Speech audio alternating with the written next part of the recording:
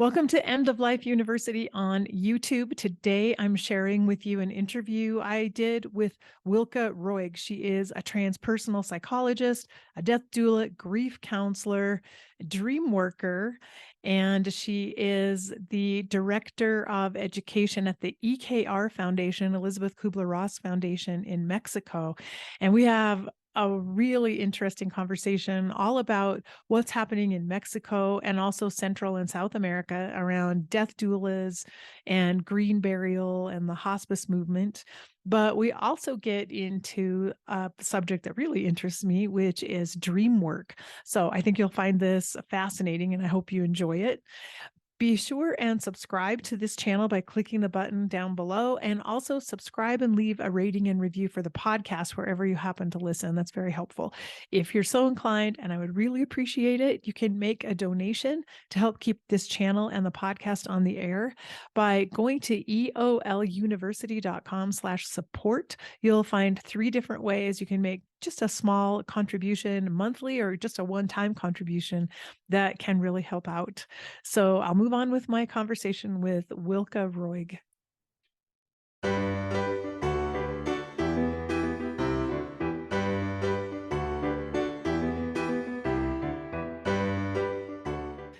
Today, I'm very excited to welcome my guest, Wilka Roig, who I've been wanting to have as a guest on the podcast for quite a while now. Wilka is a transpersonal psychologist, death doula, grief counselor, dream worker, educator, and many other things. She's a multifaceted, multi-talented person. She's president of Fundación Elizabeth Kubler-Ross Mexico Centro, deputy director of education of EKR Foundation Global, end-of-life doula instructor, and BIPOC and international advisor for the International End-of-Life Doula Association, or INELDA. Wilka is curriculum coordinator and faculty for the International Studies program of the Institute for the Study of Birth, Breath, and Death. Her interests include neurobiology of trauma, loss, grief and relationships, conscious living and dying, birds, stars, confectionery arts, and wine culture. And you can learn more about Wilka and her incredible work at her website, wilkaroig.com. So Wilka, welcome and thank you for joining me today. Thank you, Karen. It's wonderful to be here with you. Yes, I've been wanting to talk to you just for many reasons. I want to get to know you as a person because as I read your bio and look at your website, you're an amazing person and you're doing really wonderful work. But I've been really curious about what's happening in Central and South America around end of life issues. But I thought we should start by having you just tell us a little more about your own story and how you got interested in working with death and loss and grief. Yeah, thank you. So, I think that if any of us takes a close look at where we are today and who we are today and what we do today and start to trace it back to when it started, I could go as back as my conception to give context to who I am today and why I do this work.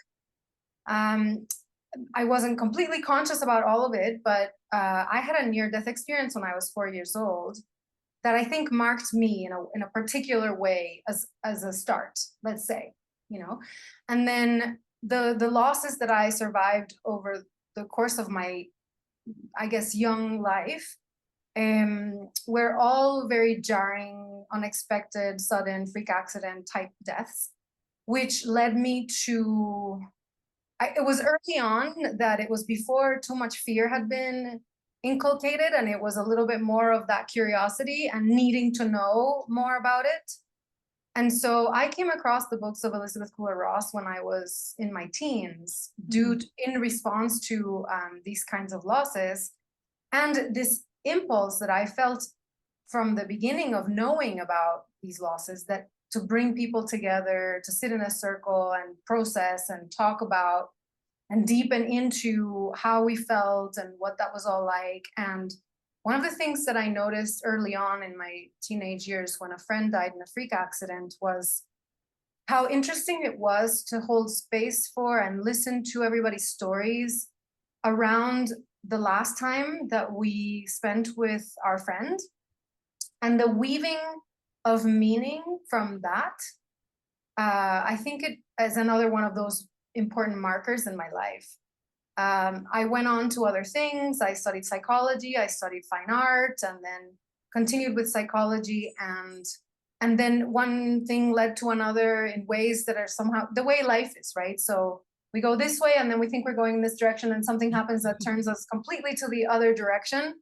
And ultimately, most recently, in the last however many years as a psychologist working with clients, it really dawned on me that the work that we do when we go in to understand our life, to make sense of what happened, to review and make choices and change our priorities toward it to be more in alignment with what's authentic to us, it made sense to me that it's the work of life and the work of end of life, right? It happened that with several clients, different years, different times, different contexts, people who didn't know each other, it happened to me 3 times. So once something happens 3 times, you have to take a closer look. Yes. Where we did very deep work in the therapeutic context. Dreams were a big important part of it too. And there was this whole sort of like dealing with unfinished business, working out resentments, and working with regret, guilt, and all of these things. And then each of them felt complete. I mean, seldom do we find someone feels fully complete in their therapeutic process, right? And they're like, Yeah. oh, I feel great. I'm ready for the next phase of my life. And within 5 days, they were dead. Wow. And, the first time it happened, it was like, oh, that was a shocker. But also, I feel okay that I know that they did incredible work and they were ready. And then the second time it happened, it was kind of like double take, And then again, that same sensation of, oh, okay, but I feel like they were ready. Now, when it happens a third time, then you say, wait a second, what's going on here? And in all cases, there was that work, there was some kind of declaration of, I feel complete, or something of that nature. There was a termination of the relationship, therapeutic relationship, where there was, they brought gifts and there was a lot of gratitude and a lot of sort of wrapping things up in a beautiful way. And then they died accidentally or unexpectedly. And so that led me to think much more and explore much more about what's going on there. So that's, I think, the summary. Wow. Oh, that's amazing. The 3 stories, and that those tie together. But I love something you said earlier about in your teens dealing with the loss of a friend, and seeing how, as you sat with others who had experienced that loss, how your stories were woven together. And that's such a beautiful image, because I have long noticed that in my own life, like these things that have happened, my experiences in my life, they weave together, and they create this tapestry of who I am. But to expand that into thinking, oh, but these stories of mine are also woven together with everyone else that I encounter, like that's kind of mind blowing for me to consider that. And that's really, you have a beautiful way of expressing that. And I can understand why you felt compelled in some ways, like this is what life is all about, is exploring these topics. Yes. And, one thing that I love to say is, I don't know if you've ever not been able to fall asleep at night, but I've had many episodes in my life where there's a lot of not being able to sleep. And after a while, I realized that what keeps us from falling asleep at night is also what can keep us from having a more easeful dying. It's those same kinds of issues, or in Spanish, asuntos. I don't know how you say it exactly, but just these different things that for some reason feel unfinished, or like they require more attention, so that we can just relax. And there are patterns to these things. And I not only do I see that when we have stress in our lives, but also in moments of grief or transition, and at the end of life, there's this request from something in ourselves that says, let's tend to this. And that makes so much sense. And once we do tend to it, or we at least learn how to integrate all of those asuntos into who we are in a way, maybe we can relax more, maybe we can find more peace. And I think that that really makes sense to me. I observed something similar with my own mother when she died. I mean, she was 89. She'd been, you know, kind of dwindling and becoming more frail for many years. But I got a call to that I needed to come and stay with her. We knew this was it. She was going to die. And she died within 5 days. I came to visit her, and it was like the last thing that she needed to do was to have this deep connection with me as I cared for her at the end of life. And it lasted for 5 days, and it was phenomenal and life-changing. But I had not seen someone go from walking around and getting herself dressed in the morning and preparing her own breakfast to dying 5 days later that quickly. But she was so ready. She was totally ready, except this last little piece, which was just her and I spending that intimate time together and tying up all our issues. And so your stories give me goosebumps because of experiencing that myself with my own mom. Thank you for sharing that. And I think it's so essential, and we don't do it enough to share those kinds of stories, right? And it's a big part of what makes these things that we don't want to talk about. Well, that some people, I do, you do, that some people don't want to talk about, like, dying and losses and all of that. It's partly because we don't have any point of reference. And so we're afraid of it. We don't know what it is. It's unknown to us. It's unfamiliar. But when we have these conversations and open up to them, we discover some really incredible truths about being human. Yeah, it's so true because like I don't normally share that story about my mom. And yet, because of your stories that you shared, it's like, oh my goodness, that's woven together with my story. And so, I mean, it really validates even what we're doing right here in this conversation by talking together and then sharing it so other people can listen in. Who knows how many other people will hear it and think, oh my goodness, like I connect with that. I resonate with that as well. Thank you. Yes. Well, as I said, I've been really curious. I can see now having discovered the writings of Elizabeth Kubler-Ross when you were so young. It seems a perfect full circle that you now work with the EKR I, Foundation yes.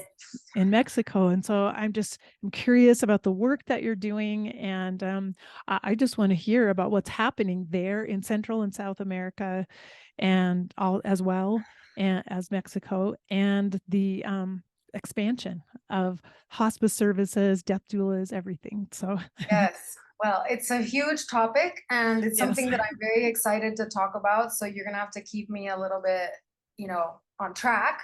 okay, Um, because it's interesting, because from where we were talking just a minute ago, what happened in my work is that then I went to look for, okay, so there must be something like a midwife for dying, because I understood that what I was doing somehow was supporting that process of somebody going into their dying. And this was 2015 when I finally searched it. And of course, out there were only two, maybe three things that I could find online, right? One of them was Diana Cochran and what was quality of life care, that is now Care Doula School for the Accompanying the Dying, and then INELDA. Mhm. And then there were, a few people who were doing that work, but not necessarily teaching, some in Canada. And so I became aware of whatever was out there at the time and studied about them. And it took me 2 years to gather all of my resources to be able to go. And I chose to study with INELDA in 2017. And then came back to Mexico and was like, okay, now what? Right?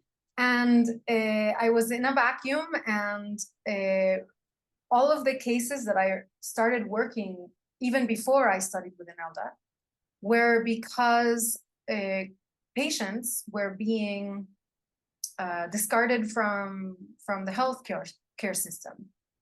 I don't know if that's the right wording. English is not my first language. But so they were sent to me because there was something wrong with them, because they weren't taking because the treatment wasn't taking effect. It was something wrong with the patient, or because they were depressed, or because they were in negation. The word is different, the denial. And so then as a psychologist, I was supposed to tend to that, right? But instead, what I found is that these were people who were ready to die and were not being led to die. So I started doing this work before understanding that this was something that, well, I think we've been doing forever since people have been dying. We've been accompanying the dying, and we have been separated from that, and we are sort of reclaiming that now. But anyway, so when I came back, I was still doing that work as a psychologist and starting to talk about the concept of the death doula or the end of life doula. And, you know, it was, there was not enough room for that at that time. So I started doing public lectures or free lectures at the public library and writing articles for the local newspaper and doing outreach and going to the public hospitals to talk to the staff and things like that, as a way of beginning to build awareness and sort of create the space for this kind of work. And at the same time, reaching out to ENELDA and saying, hey, don't you want to do some outreach in Mexico? Back then, they were not ready. And then, so I just started doing things here. And so I was working, sometimes collaborating with a medical doctor here who was more in support of this kind of more human and dignified dying, and then, you know, working with whomever was around. And that led me to start training people. And then there were other things that happened. But I started doing this conference in San Miguel de Allende, where I live and work. And it was called Dreaming and Healing, because one of the things that I work with is dreams and the symbolic realm and how this is a real part of our human experience. And then connecting that with living and dying. And so for that conference, I did it, it was a biennial that started in 2000, well, the last time was in 2019. And for that one, I invited Ken Ross, the son of Elizabeth Kubler-Ross, because somebody told me that he was a very friendly, accessible person. And so I called him, and he was a very friendly and accessible person. And so I just invited him to come and give a lecture about his mother's work. And I said, you know, I think people may be ready now for the depth and breadth of her contribution, because she's so misunderstood with, or assumed that the only thing she ever did was something that wasn't even what she actually did. Mm-hmm. The 5 stages of grief is not what she did. She did so much incredible work with children and dying and with other things that are so meaningful and powerful. And so I said, I think we might be ready now, you know? And so he came in 2019 and then saw what I was doing. And among my colleagues and conversations we had that week that we spent together, we were invited to make a proposal to the Elizabeth Kubler-Ross Foundation as to have a chapter in San Miguel de Allende. And so that was the beginning of that. It was something completely unexpected. I mean, I was never planning to found a foundation or a school or anything like that. But then, you know, a few years later, we have the first end-of-life doula school in Latin America. And we are beginning to collaborate with other countries in Central and South America so that we can move this forward. That's just really amazing. I love hearing that story and how you got started as a death doula, which I think is very true for many death doulas here in the US as well, that sometimes you don't find that people are even understand what you're doing or why you're doing it. And you have to spend a lot of time educating your own community to get people to accept what you're doing.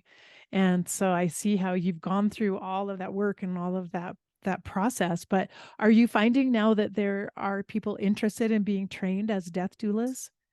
Yeah, I mean, it's been really quite amazing. It's been amazing. Well, first of all, I need to say that at least for sure in Mexico, we still have the old traditional, you know, original people's way of accompanying through dying in the same way as birthing, and that there is already there's reverence for midwives as one of the most important things that you know, a person can do. And so, but somehow we lost the recognition of the value of the work for end of life, you know, with colonization and other stories that we're not going to get into, right? And so it became something of the dark. And, so there's a way in which bringing the death doula movement is really reclaiming, remembering, and re-empowering or whatever, what already exists and from which we can continue to learn. So it's not something that we're bringing in. It's something that actually was born from our compassionate nature as human beings, and then has now turned into this, this new form of doing it. So I lost my train of thought about your question specifically because I felt like I needed to say that and honor Yes, that. yes. Yeah. I'm glad that you clarified that, because I think that's generally true.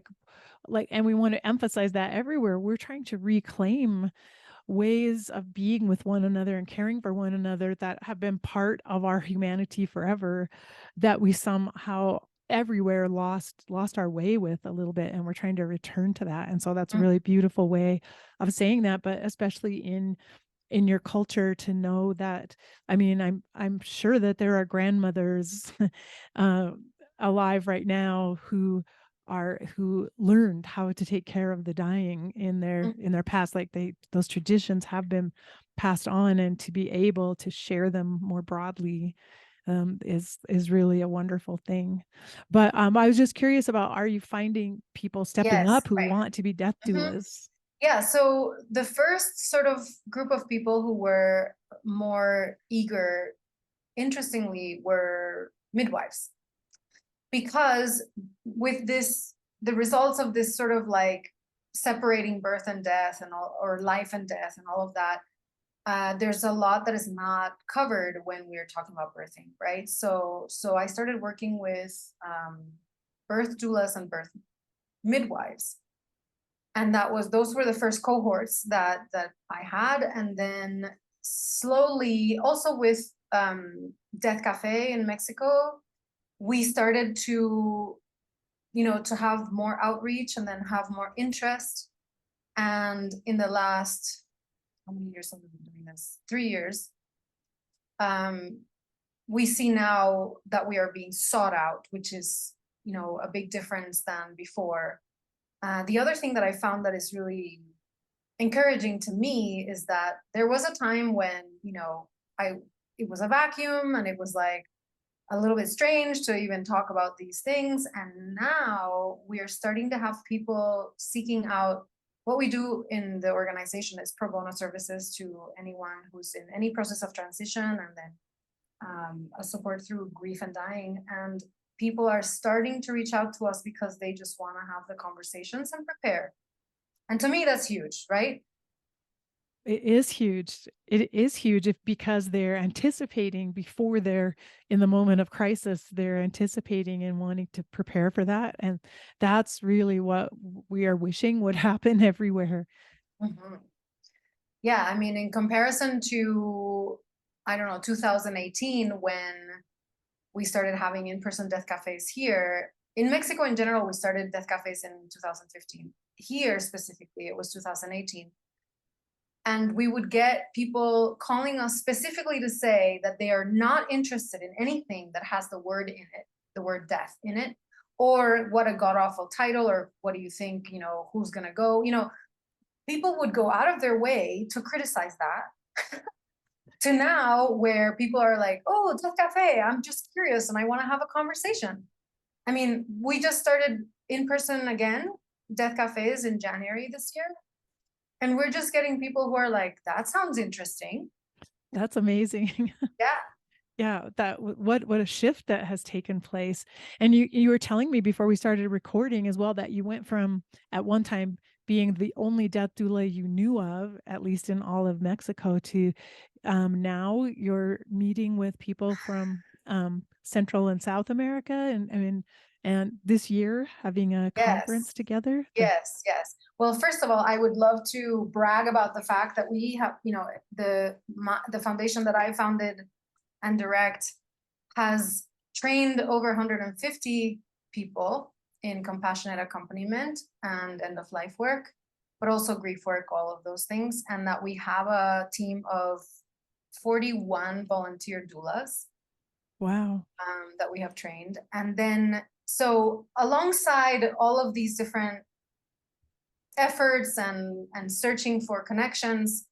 I also connected with Diana Cochran from a different angle, and I, along with Sofia Plonsky in Ecuador, helped, well, between Sofia and I, we translated Diana's book to Spanish, Accompanying the Dying.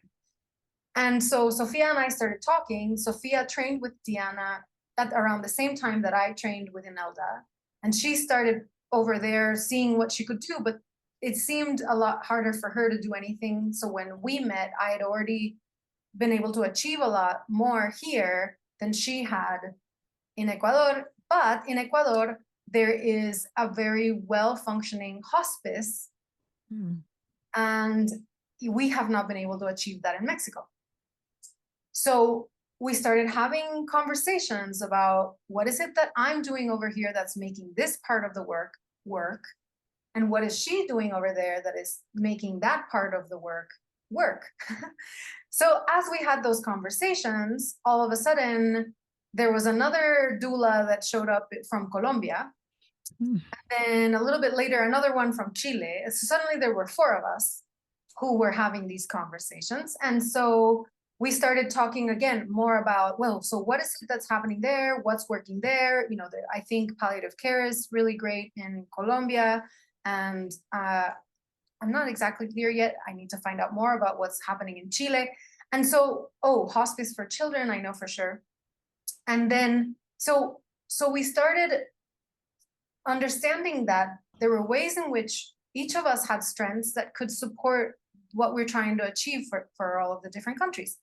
So long story short, we have come together and co-founded something called La Red Iberoamericana de Acompañamiento en Duelo y Muerte, which is the network of accompaniment in grief and dying for Spanish speakers.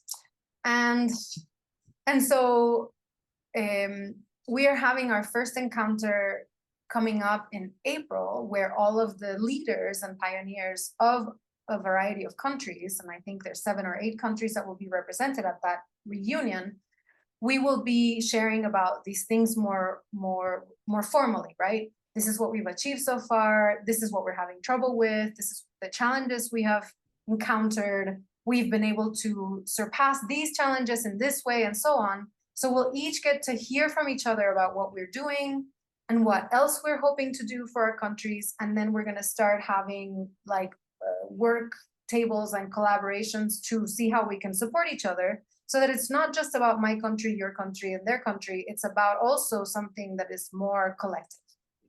Oh, I love that so much. That's been something I've believed in so much, that if we are going to improve how we care for people at the end of life, we really have to network and collaborate and share our knowledge, our wisdom, our skills, because we don't need to recreate the wheel. We can learn from someone else and from their experiences how to get a better start, and maybe how to do it better than we might have without the benefit of their experience. And so I love it that it seems like you've just kind of organically come together because it was the right thing. It was the right thing for you all to do this work in collaboration. So that thrills me to hear about that.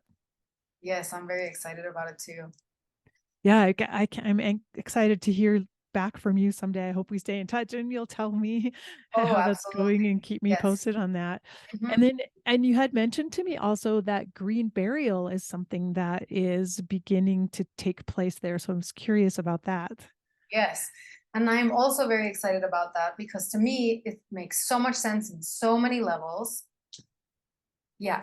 So just to tell you, to answer the question directly, so I started trying to raise awareness about the need for green burial for all these different reasons, and doing special educational sessions, and at the same time reaching out to communities here, because of the way that it's set up. There are communities that have for a long time now received and have jurisdiction over lands where they have their own sites for burial and other things, and where burial traditions are still not as mainstreamed as, as in general out there these days with the funeral industry and all of that.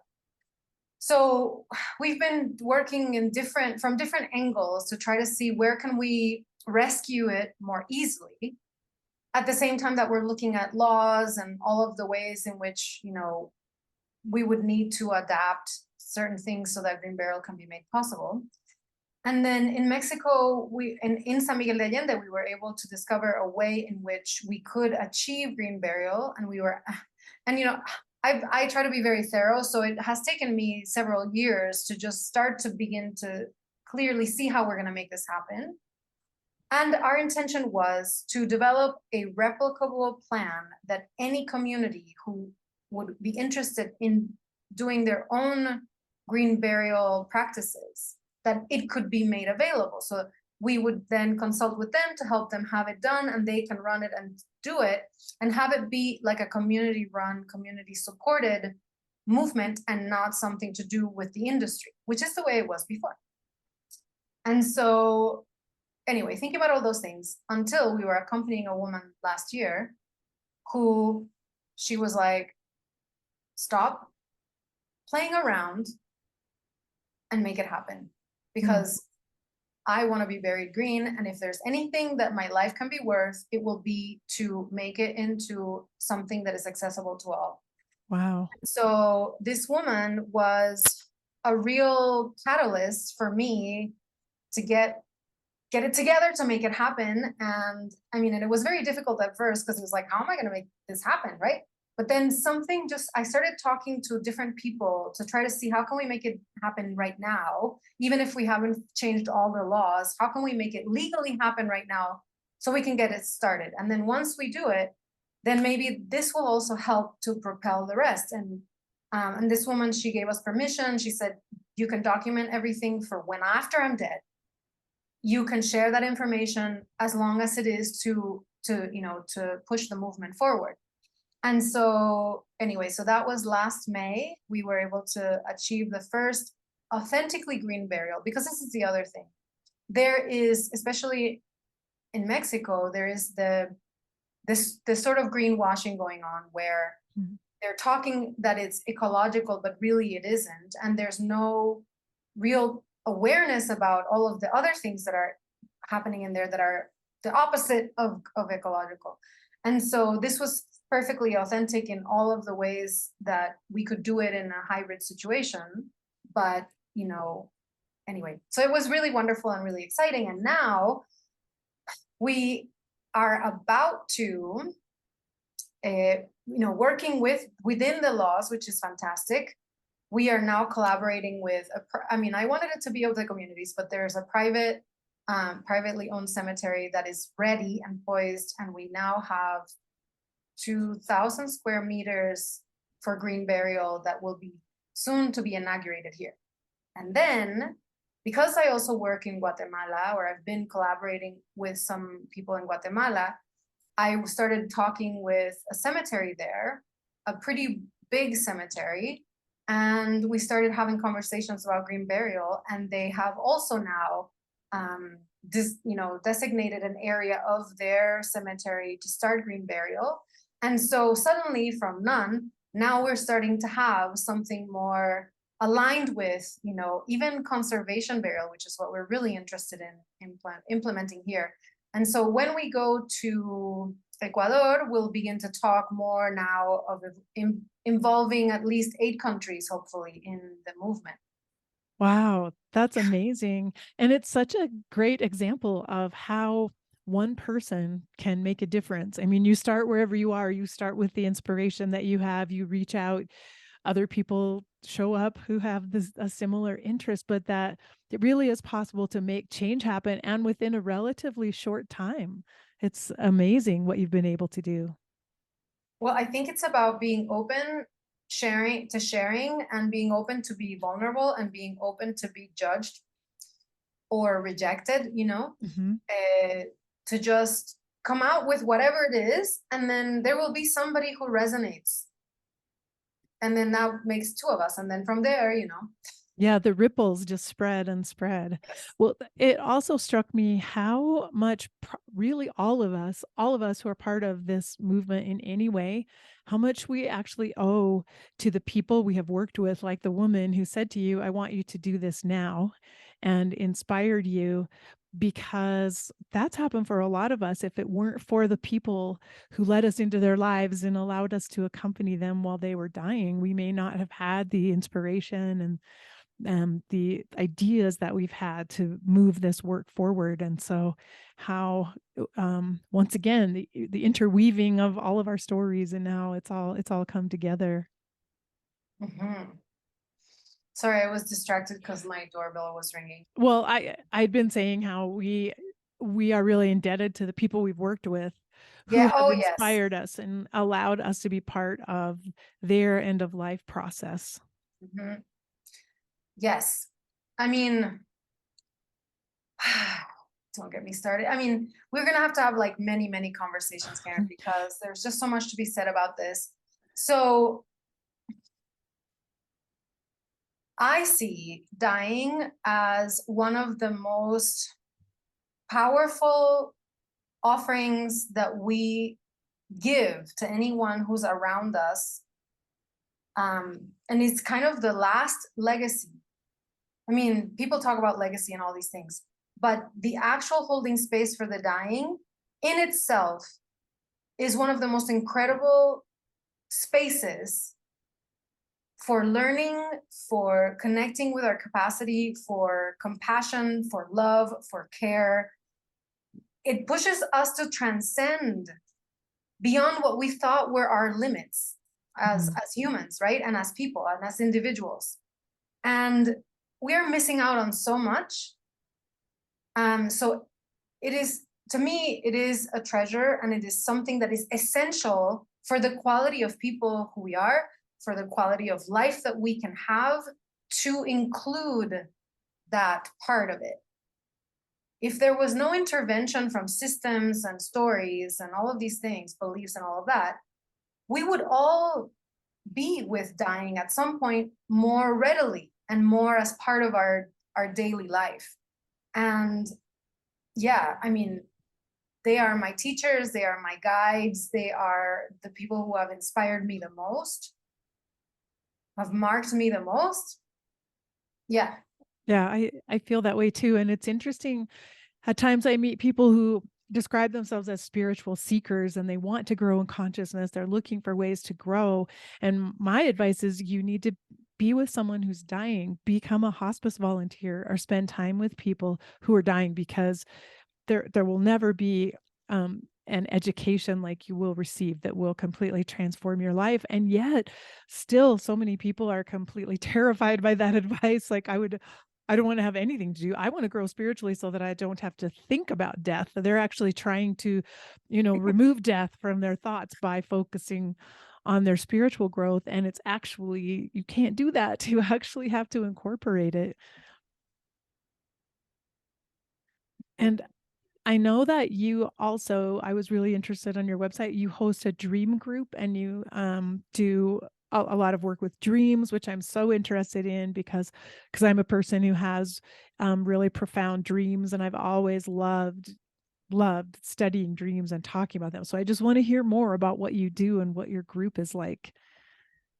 Well, nowadays I have a class, and then, like a, anyway, I used to have dream circles, and there was a time when I had, I don't know how many dream circles going at the same time, some online, some in person. And it's incredible what happens when we work with dreams and when we work with dreams collectively. um, it's something that transcends, or what can I say, there's only so much we can do with our linear thinking. So working with dreams and working with the imaginal, working with symbolic language, is something that overrides something of that limited linear thinking, and that allows for a greater awareness, uh, a greater capacity for revelation and for integration of wisdom. And it's really it's remarkable. I don't even know what words to give it, you know? And when I was working with people all over the world and here in person and online, it was incredible what was happening collectively. And the only common denominator was my witnessing of that, because I wasn't talking about any of everything else that was going on. But to be able to make space for that allowed me to see some things that were going on for us beyond time and space. That is amazing, and I totally resonate with that, because I once attended a retreat of maybe 10 women, and every morning we would get up, and the first thing in the morning we did was share our dreams with each other. And I believe because we shared them and received them so openly from one another, it became more and more powerful as the week went on. And every day it was incredible how often one person would have a dream that meant something so significant for another person in the group. And that just blew me away. And sometimes one person would have a dream that was for all of us. Every one of us Exactly. would be in tears, like, oh my goodness, that's exactly what I needed to hear. And just I agree with everything that you're saying. It's so powerful. And I do feel like sometimes we overlook dreams. And even when we're working with patients at the end of life, we may not pay attention to the dreams that they're having. And maybe we should be asking them more about their dreams. Do you agree with that? Absolutely.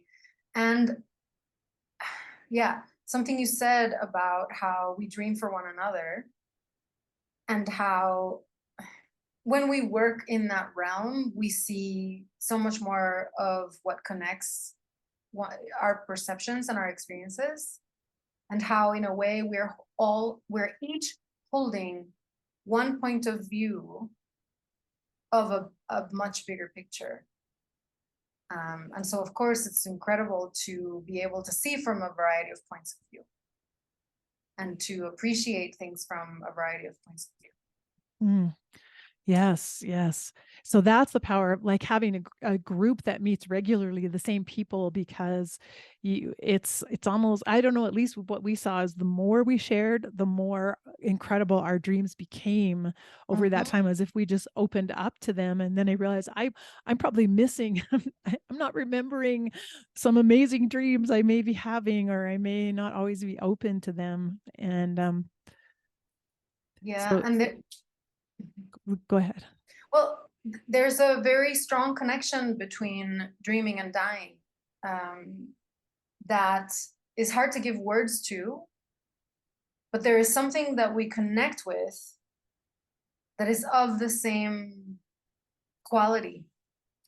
And so the more dream work that I have done, the more able to enter the realms with the dying person or the grieving person or the person in transition, and the more aware I am of that, which is accessible to us at any time, except we're usually much less able to keep it at bay when we're dying. If that makes sense. That makes sense. That makes a lot of sense. So you're not doing dream circles right now, it sounds like? Actually, I am doing one of all the ones I've kept. And this is interesting, and I won't say a lot about it, but I went to Brazil in 2020, right before COVID started. Well, right before it was like declared or whatever.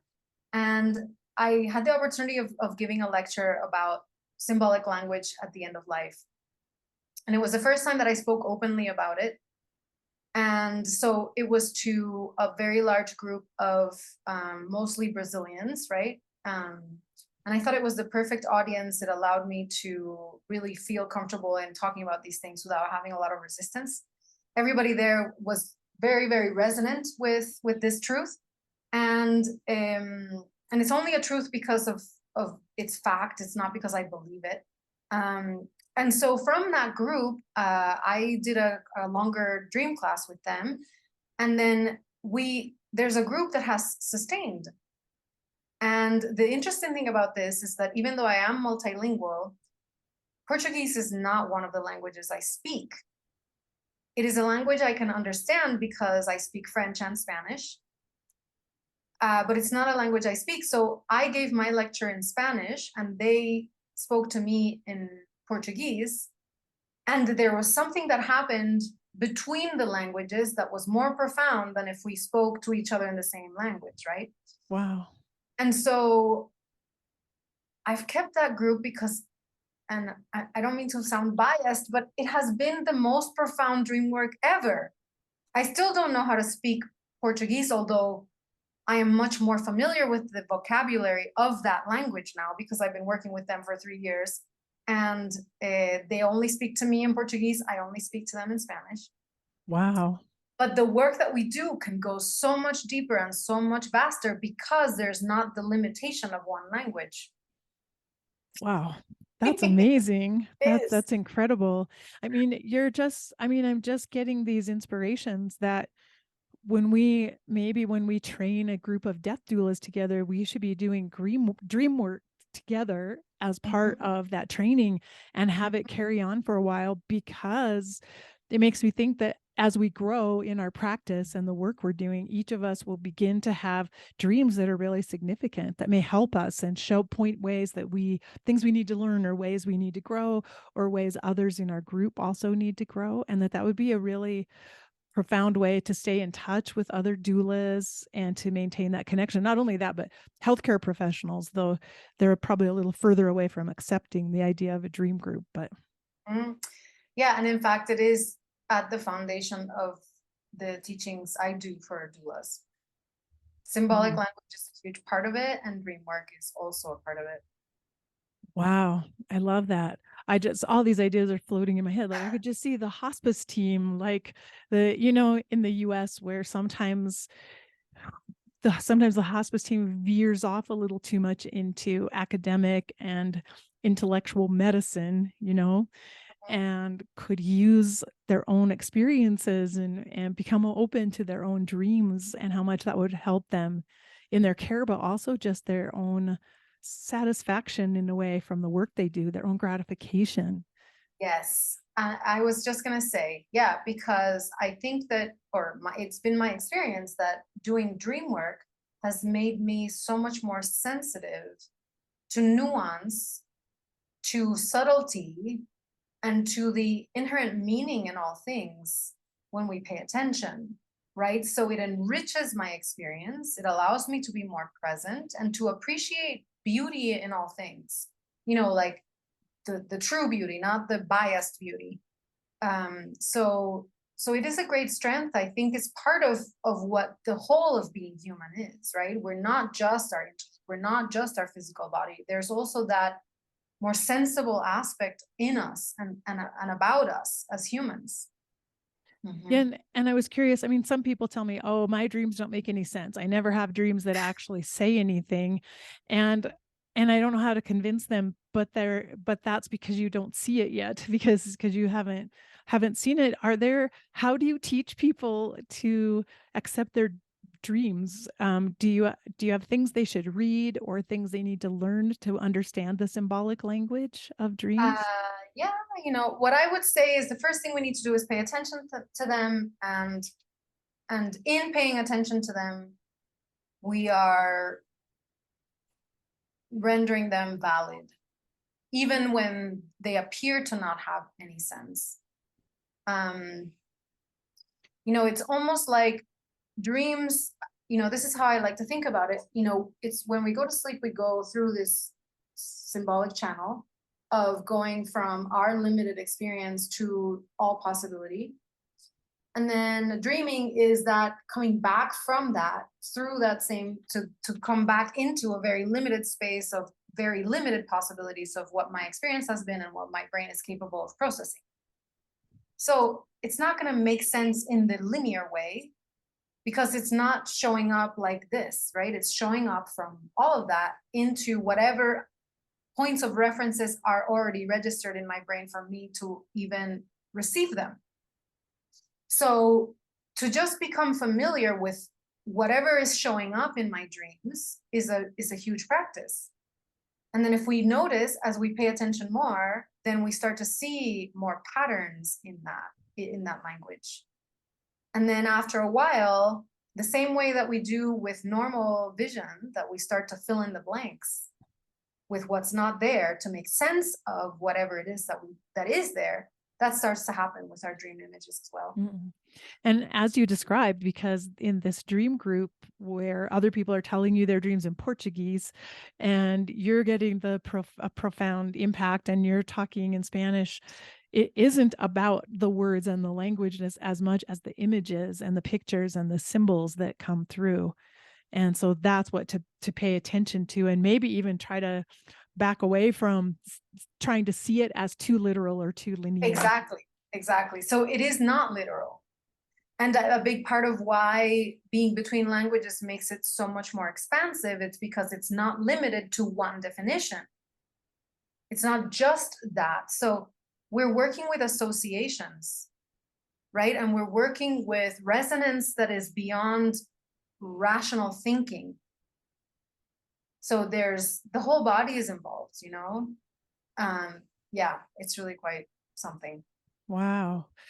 Powerful. Well, I just want to put in a good word for that, for opening to our own dreams and listening to the dreams of the people we're working with, because it's such a profound resource and we might be missing some really valuable information that could help us in the care we're giving and help the family members also, who themselves may not tune into the dreams of their loved one, but if we could help them see the symbolism in it, that would be amazing. So I'm so inspired now. Now I want to join a dream group suddenly and experience that once again, because it was so beautiful and amazing. Well, and that's one of the parts of the work that you've done. And I encourage people to go to your website, because you're also an artist and you do photography, and you truly like embody this creativity of the universe in a way, in all that you do and what you love in the world. And I'm so in awe of you and everything that you've created and all the work that you're doing. And it's just really a privilege to me to have this chance to talk to you. Oh, thank you. And I mean that sincerely. And so gosh, 1 hour is just not long enough at all. As you said, we need to have many more conversations, and I hope we will, because there's much more to learn from you. But after talking with you, it's clear to me how you've been able to have a big impact in your community and in your country. And I'm so impressed with that, but I see why, because of this energy that flows through you. That's really beautiful. So thank you for sharing that with all of us. Thank you. And I intend to stay in touch. So yeah, thank you. Good. I'm glad. And I just want to say one thing, that for me, walking closely with loss, grief, and end of life, and not shying away from it, not turning away from it, not flinching, sort of assuming it and saying, this is a big, huge part of what being alive is all about, is the only thing I can give credit to, in terms of everything I've been able to do, or that has been happening through me. I don't know. Sometimes I don't even know how I'm able to do whatever I do, but yeah, so I highly recommend it. Absolutely. And thank you just for being willing to have conversations like this, because there are people listening who probably needed to hear what we had to say today. And so I see power in putting things out like this, through the internet and through the podcast networks, and hopeful that someone listening out there will hear something they need to hear. And I don't know if you're open to people contacting you through your website, if someone is really excited and wants to learn more. And so your website is Wilka Roig, WILKAROIG.com. Is that's correct? That's right. Okay. And then people can also go to the EKR website. Is that right? And I don't know if I wrote that down. It's anyway, the EKR Foundation, and find out. I think you can search by country so they can look at what's happening in Mexico. Yes. Well, thank you once again, Wilka. What a pleasure it has been. It's really made my day to have a chance to talk to you. Thank you. Me too. Thank you. Take care. You too. I hope you enjoyed my conversation with Wilka Roig as much as I did. It was fantastic to talk with her, and I can't wait to have her back on the podcast again in the future. Remember, you can make a contribution to keep this channel and the podcast on the air by going to eoluniversity.com/support. And I'll see you next time with another new interview. And until then, take care. Bye-bye.